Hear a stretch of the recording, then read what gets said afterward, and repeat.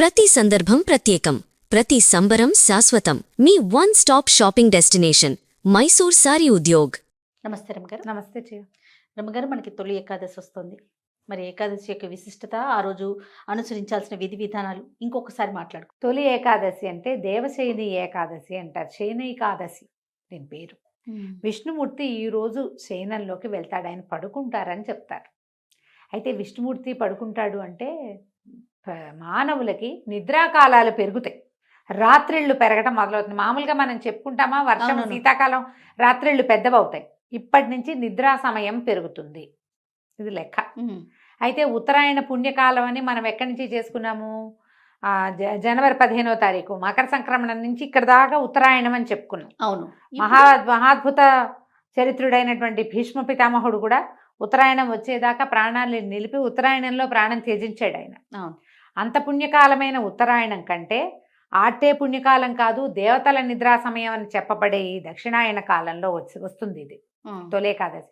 ఇక్కడి నుంచి దక్షిణాయన మొదలవుతుంది. కానీ ఇప్పుడు ఎక్కువ ఉపాసనలు, ఎక్కువ పూజలు, ఎక్కువ పండుగలు కనపడతాయి మనకి. మన పండుగలన్నీ ఇప్పుడే కదా, తొలి ఏకాదశితో మొదలు ఎన్నో పండుగలు ఈ తొలి ఏకాదశి అని చెప్పడంతో ఇక్కడి నుంచి మనకి దేవతల నిద్రాకాలం. అందుకని ఉపాసన పెంచాలి, విధానాలు మారాలి, నిద్రా సమయం పెరుగుతుంది, ఇది లెక్క. అయితే తొలి ఏకాదశి అంటే ఏకాదశి ఎవరు? ఏకాదశి మురాసురుడితోటి విష్ణుమూర్తి యుద్ధం చేస్తూ అలిసి ఒకంత విశ్రాంతి తీసుకునే సమయంలో మురాసురుడు విజృంభించి మీదకొస్తే అతనిని ఎదుర్కోవడానికి విష్ణుమూర్తి శరీరంలోంచి బయటకు వచ్చినటువంటి స్త్రీ శక్తి స్వరూపమే ఏకాదశి. అందుకని ఏకాదశి నాడు ఉపవాసం ఉంటే విష్ణు ప్రీతికరము అని చెప్తాను. విష్ణువుని రక్షించింది ఆ శక్తి, ఆయనదే, ఆయనలోంచే పుట్టింది. ఆయన విశ్రమించినప్పుడు ఆయనలోంచి పుట్టింది బయటికి. అయితే ఈ మురాసురుడు బియ్యంలో దాక్కున్నాడని అందుకని ధాన్యం తినకూడదు ఈ రోజున అని ఒక పద్ధతిని పెట్టారు. అందుకని ఉపవాసం కింద పెట్టారు. ఖచ్చితంగా ఈ రోజున అన్నం తినకుండా ఉండాలి అని. అన్నానికి భిన్నం ఏదైనా ఓపిక లేని వాళ్ళు తినచ్చు. మనకి ఆరోగ్యరీత్యా కూడా ప్రతి నెల ఒక 2 లేదా 4, 5 రోజుల పాటైనా మనం ఆహార స్వీకారం చేయకుండానో లేదా ఆహారం తక్కువగా తీసుకునో గనక ఉంటే ఆరోగ్యానికి మంచిది. ఓకే. ఏకాదశి అంటే ఏం చేస్తాం, ఏకాదశి రోజంతా ఉపవాసం ఉండి ఆహార స్వీకారం తగ్గించుకుని ఏదైనా పళ్ళో ఫలమో తింటాము, మన నీళ్ళు ద్రవ పదార్థాలే తీసుకుంటాము. ద్వాదశి నాడు తెల్లవారి పారణ చేస్తాం, ద్వాదశి పారణ భోజనం తీసుకుంటాం. దీంతో పాటుగా మనం ఈ ఉపవాసం చేసిన సమయంలో భగవంతుని సమీపంలో వసించే మార్గాన్ని కూడా ఆ రోజు అనుసరించాలి. ఏదైనా విష్ణునామ సంకీర్తన, భగవన్నామ సంకీర్తన తీసుకోవటం, చేయటం, ఇక్కడ మనం విష్ణువుతోటి ఉన్నట్టు అన్నమాట. మర్నాడు ఉదయం ఎవరినైనా ఒక బ్రాహ్మణుడినో ఓ ముత్తైదువునో మనకు అవకాశం ఉంటే వారిని భోజనాన్ని పిలిచి వారికి భోజనం పెట్టి తర్వాత మనం భోజన స్వీకారం చేస్తే మంచిది. ద్వాదశి పారాయణకి రమ్మని ఎవరైనా పిలవచ్చు మీకు అవకాశం ఉంటే. అవకాశం లేకపోతే మనం వంట చేసుకుని మనమే దేవుడికి నివేదన చేసుకుని మనమే భోజనం చేసి ఎవరికైనా ఏమంటారు మనం పొత్తర్లు ఇవ్వటము, మోయనివ్వటము, తర్వాత దాన్ని స్వయం పాకం ఇవ్వడము మంచిది చేయగలిగితే. ఇది ఈ కాలంలో కుదరాలి కదా. సమీపంలో ఎవరైనా దేవాలయం ఉండి అర్చకులు ఎవరైనా దొరికినా, మీకు దగ్గరలోనే బ్రాహ్మణులు ఎవరైనా దొరికినా, లేదా నేను అవన్నీ చేయలేను, నాకు వాటి మీద నమ్మకం లేదు, ఎవరో ఒకరికి భోజనం పెట్టండి. అది మనం చేయగలిగిన పని కదా, చేస్తే మంచిది. ఇప్పుడు ఈ కాలంలో ఇక్కడి నుంచి మొదలుపెట్టి, ఎప్పుడు తొలి ఏకాదశి నుంచి మొదలుపెట్టి కార్తీక శుద్ధ ఏకాదశి, ఉత్థాన ఏకాదశి దాకా, అంటే ఇప్పుడు శయనైకాదశి, అది ఉత్థాన ఏకాదశి, 4 నెలల కాలాన్ని చాతుర్మాస్యంగా చెప్తారు. ఈ చాతుర్మాస్య దీక్షలో మనకి గురువుగారు చాలామంది, జిఎస్ స్వామి వారు చాతుర్మాస్య దీక్షలో ఉన్నారు అని చెప్తాం కదా. అవునండి. మన శృంగేరి పీఠాధిపతి చాతుర్మాస్య దీక్షలో ఉన్నారని. చాతుర్మాస్య దీక్షలో ఉన్నప్పుడు వారున్న ప్రదేశం నుంచి వేరే చోటకు వెళ్ళి ఎక్కడికి ప్రయాణాలు చేయకూడదు, ప్రయాణం చేయకుండా ఉంటారు. ఎందుకంటే ఇది వర్షాకాలం వస్తుంది, ఈ కాలంలో ప్రయాణాలు మంచివి కాదని పాత రోజుల్లో ఈ నియమం పెట్టి ఉండొచ్చు. మామూలు మనలాంటి వాళ్ళు కూడా చాతుర్మాస్యం చేసుకోవచ్చు. చాతుర్మాస్యం ఈ 4 నెలలు విష్ణువుని పూజించే విధానం. రోజు విష్ణుమూర్తికి అభిషేకం చేయటం ముక్తి లభిస్తుందట. రోజు తులసితోటి అర్చన చేయటం, నందివర్ధనం పువ్వులతోటి అర్చన చేయటం, ప్రతిరోజు చాతుర్మాస్యంలో దేవాలయ దర్శనం చేయటం, ప్రతిరోజు విష్ణు సహస్రనామ పారాయణ చేయటం, శివపారాయణ కూడా శివనామం కూడా, ఇది ఓన్లీ విష్ణువుకే అని చెప్పడానికి ఏం లేదు. చాతుర్మాస్యంలో శివదీక్ష కూడా శివనామ స్మరణ చేసుకోవచ్చు. పంచాక్షరి ప్రతిరోజు విధిగా ఎన్నిసార్లు చేయాలని, ప్రతిరోజు గాయత్రి చేయటం, ఇలా ఏదైనా ఈ చాతుర్మాస్యంలో ఎవరైనా చేయొచ్చు. చాతుర్మాస్య దీక్ష ప్రత్యేకంగా తీసుకునే వాళ్ళు ఏంటంటే దీనికి కుల మత వయో విచక్షణ ఏమీ లేదు. గృహస్థులు తీసుకుంటారు, వాళ్ళకి అవకాశం ఉంటే. మొదటి మాసం అంటే ఇప్పుడు తొలి ఏకాదశి నుంచి మళ్ళీ నెల దాకా కూరలు తినరు, రెండో నెలలో పెరుగు తినరు, మూడో నెలలో పాలు తీసుకోరు, నాలుగో నెలలో ఏ పప్పు దినుసులు తీసుకోరు. ఇది నియమం. ఇది నియమం. ఈ నియమం. దీంతో పాటుగా మనం ఏం చేయొచ్చు చాతుర్మాస్యంలో, ఇవన్నీ మనం పాటించలేము. మనం పాటించగలిగేవి కొన్ని ఉన్నాయి. 4 నెలలు భగవద్గీత చదవండి, భాగవత పారాయణ చేయండి, ఏదైనా పురాణ శ్రవణం చేయండి, ప్రతిరోజు 4 మంచి మాటలు వినండి. ఇలా మనం చాతుర్మాస్య దీక్ష చేసుకోవచ్చు. ఏదైనా చేయొచ్చుగా మనం. మహాభారతం వినొచ్చు, భాగవతం వినొచ్చు, రామాయణం వినొచ్చు, శివపురాణము, విష్ణు పురాణము, ఎవరైనా ఎవరేది చెప్తే ఏదో ఒక పురాణ శ్రవణం చేయటం, లేదా దేవాలయానికి వెళ్ళటం, లేదా పూజ చేసుకోవటం. ప్రతిరోజు దీపం 4 నెలలు 2 పూట్ల దీపం. అలవాట్లేదు దీపాలు పెట్టేది, ఒక పూటే పెడతాం. ఈ 4 నెలలు 2 పూట్ల దీపం పెట్టండి.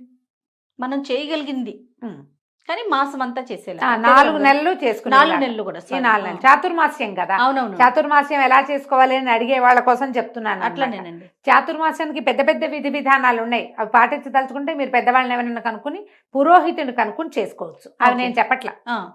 మనం ఇది ఇలా చేయొచ్చు. ఓకే, ప్రతిరోజు చేసుకునేవి. ఇక్కడ నుంచి మొదలుపెట్టి చేసుకోవటం. మనం తొలి ఏకాదశికి వస్తే తొలి ఏకాదశి నాడు పేలపిండిని నివేదన చేసి తీసుకుంటారు. పేలపిండి అంటే పేలాలు, జొన్నలు వేయించి, బియ్యం పేలాలు వడ్ల పేలాలు కాకుండా జొన్న పేలాలు చేస్తారు ఎక్కువగా. జొన్న పేలాలు చేసుకోవటం, తర్వాత వాటిని చక్కగా దంచి బెల్లము కొంచెం ఏలక పొడి చేర్చి దంచి పేల పొడి పిండిని నివేదన చేసి భగవంతుడికి పేలపిండి పంచుకోవచ్చు, తినచ్చు. ఓకే, ఈరోజు విశేషం అది. ఇక్కడి నుంచి మనకి దక్షిణాయనం మొదలవుతుంది. ఇది ఎప్పటిదాకా ఉంది? మళ్ళా జనవరి దాకా, జనవరి 15వ తారీఖు దాకా ఈ దక్షిణాయనం నడుస్తుంది. ఈ లోపల ఇప్పుడు ఈ మాసం అయిపోగానే శ్రావణం వస్తుంది. శ్రావణం అంతా పూజలు. తర్వాత భాద్రపదంలో మొదటి 9-10 రోజులు మనం గణపతిని ఆరాధిస్తాం. తర్వాత పితరులని ఆరాధించే 15 రోజులు వస్తాయి, ఆరాధన. అక్కడి నుంచి మళ్ళా ఇది వస్తుంది, ఆశ్వీజ మాసం వస్తుంది. అమ్మవారి కోసం 10 రోజులు సేవించుకుంటాం. ఆశ్వీజం వెళ్ళేసరికల్లా కార్తీక మాసం, ఆ తర్వాత మార్గశిర విష్ణు మాసము వచ్చేస్తాయి. అంతా ప్రతి నెల ఏదో ఒక పూజా విధానంగానే ఉంటుంది. ఎవరెవరు ఎంతెంత చేయగలిగితే అంతంత చేయటం. చాతుర్మాస్యం అందరూ చేయొచ్చు అని చెప్తున్నాను కదా. ఒకవేళ మాంసాహారం తీసుకునే అలవాటు ఉన్న వాళ్ళు ఉంటే కనుక మీరు భగవదారాధనలో ఉండదలుచుకుంటే ఈ 4 నెలలు తినడం మానేయచ్చు. ఓకే, అది కూడా ఒక నియమం. తర్వాత కార్తీకంలో కూడా తినము, ఇన్ని నెలలు తినకుండా ఉండలేమంటే అది మీ ఇష్టం.